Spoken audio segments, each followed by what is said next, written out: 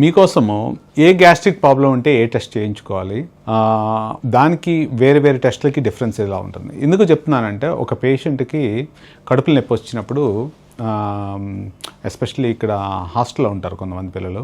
So రోజుకొకళ్ళు వస్తున్నారు అన్నమాట. వాళ్ళతోటి వస్తూ సార్ సిటీ ముందు పుట్టిందా ఎండోస్కోప్ ముందు పుట్టిందా అని క్వశ్చన్ అడిగాడు. సరే ఏది పుట్టిందని కాదు, ఏది చేయించుకుంటే మంచిది అనేది ఇంపార్టెంట్ ఇక్కడ. సో దాని నుంచి వచ్చిందే వాళ్ళకి అవగాహన లేకపోతే అవైలబిలిటీ లేక అని కూడా కాదు, వాళ్ళు చెప్పడం మాత్రం సాఫ్ట్వేర్ ఇంజనీర్స్ అని చెప్పారు.